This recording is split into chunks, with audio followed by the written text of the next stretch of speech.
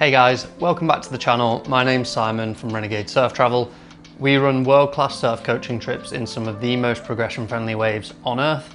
And if you want to find out more about what we do, hit the link in the description below, head over to renegadesurftravel.com and you can see our full schedule and availability over there.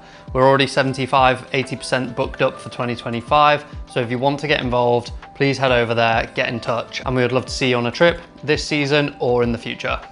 All right, in this video, we're going to do something a little bit different. This is not typically a surfboard review channel, but my recent experience with both of these boards could be useful to a lot of you who are looking for a new daily driver. So we're going to look at the SharpEye Inferno 72, which is my old faithful, and we're going to look at my new Channel Islands Happy Every Day. What's different, what's the same, and finish off with my very honest thoughts on both of these boards. Maybe you're looking at them as well, so hopefully this will help you decide.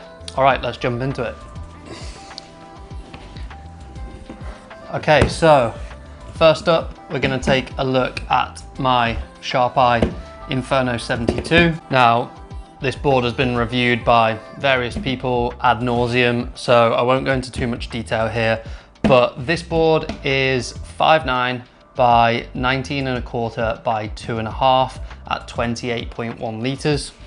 And the first thing I would say about this board is that it feels a lot smaller than what the numbers suggest. 28 liters for me would normally be at the top of my performance shortboard range, but this board feels much smaller than that due to the very, very refined rails. And it really doesn't feel like a board that's 2.5 inches thick. And again, I think that's because the deck is really domed and therefore shaved down at the edges. So when you grab it and you feel the rail or you put it under your arm, it feels like a much smaller board than the numbers suggest. There's two words I would use to describe this board, and that would be smooth and fast. That can be sort of attributed to everything you see in the design of the board, in the sense that there are no surprises within this board. Everything about the outline and the rocker is very moderate, very smooth, very continuous, and there's no real flat spots, straight edges, overly curved parts. It's a really smooth elliptical outline with a continuous moderate to low rocker, I would say. There's no real flip anywhere in the rocker, and because of that, the board surfs incredibly fast, incredibly predictably. And for me personally, I like a board that doesn't say too much. What I mean by that is, I don't want a lot of surprises from my surfboard. I like a board that's quite neutral and I don't have to think about when I'm surfing. For me, this is the best daily driver surfboard that I've ever used and has been my go-to for sort of 80–90% of days in the Maldives, whether it's shoulder high or a couple of feet overhead. All right, so as my SharpEye was getting a little bit long in the tooth, I've had that thing for 2.5 years now and it's been surfed a lot. And a recent incident which has sort of destroyed the tail of the board got me thinking about looking for a replacement. Now, in the previous video about what boards to bring to the Maldives, I did actually say that if I broke that one, I would get exactly the same again. And so you might say, well, why are you sitting here with a Channel Islands Happy Every Day? Well, that's because they didn't have a 5'9" in my dimensions that I could buy off the shelf, and the wait time on a custom board wasn't going to work for me with our upcoming Sumatra coaching trip. So I needed something that I could buy off the rack that would fit the bill. So after a little bit of research, I settled on this, which is the Channel Islands Happy Every Day. Now, this is not the kind of standard Happy Every Day, in the sense that, as you can see, it's got this swallowtail, which is not typical for the Happy Every Day, which is normally quite a wide squash tail. And one thing I have noticed in the difference between the swallow version and the squash is that they seem to have got rid of the very pronounced hip that was here on the squash tail, and instead it curves much more into the swallowtail at the back.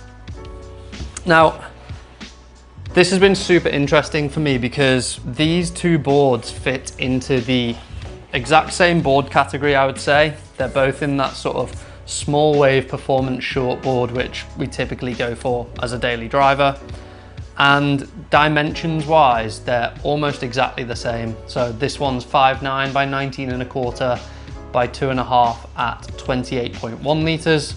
This one is 5'8", so an inch shorter, 19.25 as well, so same width, by 2 3/8, so slightly thinner, and comes in at 27.9 litres. So there's 0.2 litres between these two boards, so they're, for all intents and purposes, the same volume.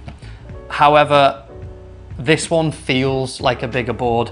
It's got a much flatter deck, the foam is carried out to the rails more, so even though this board is actually thinner than that board, it feels thicker, and almost everything about this board is different from the SharpEye, which has been so far a little bit of a struggle to get used to. So what do I mean, what's different about it? Well, in the way that the SharpEye, everything was continuous, everything was smooth, there were no surprises. This is the total opposite. Now, we can first of all see that by looking at the outline. The outline of this board is very, very straight from here to here. And then it really curves off in the tail. The result of that is that you've kind of got a much less continuous, smooth outline and much more straight, bent, straight. The exact same thing applies to the rocker. Now, I was surprised when I sort of put this board under my arm for the first time because it had a lot more rocker than I expected it to for a daily driver. The rocker is far more staged than on the Inferno 72, and it sort of mirrors the outline of the board in the sense that you've got a big flat spot in the middle of the board with a lot of flip out the tail and a lot of flip up the nose. And when you put this board under your arm, you definitely notice that flip out the nose, which is quite characteristic of Channel Island surfboards from my sort of experience with them, with the Fred Rubble and the Flyer. They have that very characteristic rocker shape. And then finally, with the bottom contours, again, exact same sort of scenario where everything's quite subtle and moderate on the SharpEye Inferno 72. This is the opposite. It's got super deep single concave running into a super deep double concave out the back. Way more noticeable kind of features. That translates into the way the board surfs, which so far I've been having a hard time getting used to. I've surfed it a few times now in some small rights and some better quality lefts. There's two things that I've noticed the most when surfing this board compared to the SharpEye. Despite that board being far more what feels refined under the arm, I've actually noticed that it's got way more get up and go as soon as you get to your feet. So on the SharpEye, I would pop up, even on a fairly weak mushy wave, get that initial first pump in and the board would just have instant speed. This board just feels a lot stickier. Maybe it's because I haven't got used to sort of where to distribute my weight in a different way, or haven't got my feet in the sweet spot, but I'm finding it harder to get that initial get up and go straight from the takeoff, which I found surprising because this seems like a sort of more forgiving board. And then the other thing is the hold on rail. Now, the way I surf and the way I like to surf is on the open face, on the rail. I'm not a particularly vertical, snappy surfer and prefer to draw long arcs on the face. And for me, that board was absolutely incredible for that type of surfing. It held the rail as long as I could. There were just never any surprises. It wouldn't skip out. It would just hold the rail and drive all the way through a turn. This board, I feel, is much more suited to a pocket surfer, someone who surfs more vertically and more snappy. It's got a lot of pivot, but not much drive in my opinion. And I think that's a lot to do with the very curvy outline in the tail, which is giving you a lot of pivot, and the sort of break point in the rocker just in front of the fins, which is kind of mirroring what's going on with the outline in the tail. And that gives you a really good release and really good pivot.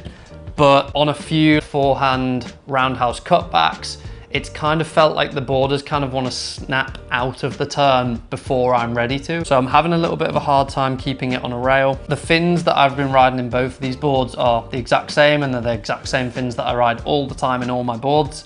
I'm not someone who changes fins very often, if at all. I feel like, if anything, I need less variables in my surfing, not more variables. So I pretty much surf these Alpha John fins in all of my boards, and in my opinion, they kind of work in everything. But This is the first time I've put them in a board and it's not felt great. So maybe I need to look at a drivier fin, something with a longer base and a bit more rake. But yeah, so far, I like this board, but I don't love it. If I had to choose between the two of them, I would go for the SharpEye Inferno 72, unless you are that very pocket, back foot orientated, snappy surfer. But I'm gonna give it some more time, try and adapt to the board, and who knows, maybe it will actually bring out some more variety in my surfing. Anyway, I hope you enjoyed that breakdown. One thing I must say about this board is that the construction is actually really solid. I know that Channel Islands get a lot of stick for their sort of ultralight glassing schedule, which this one is, but yeah, the board is been surfed hard a few times now. It's got very few pressure dings. So yeah, super impressed with the construction on this board. Another thing I'm super impressed with is this FCS Julian Wilson traction pad. This is the first traction pad I've had that's not that typical super rough diamond texture. And I'm absolutely loving this because surfing in board shorts in the tropics, it is not tearing my knees to shreds like the old pads used to. So if you're planning to come to the tropics, you're getting a new board and you're getting a pad, I highly recommend one of these FCS traction pads with the nano dots, I think they're called. Anyway, that's enough of me waffling on about these two boards. If you've got any questions, please drop them in the comments below. I reply to all questions, so let's get involved down there and get a discussion going about these boards and any alternatives that you like. And I look forward to seeing you soon.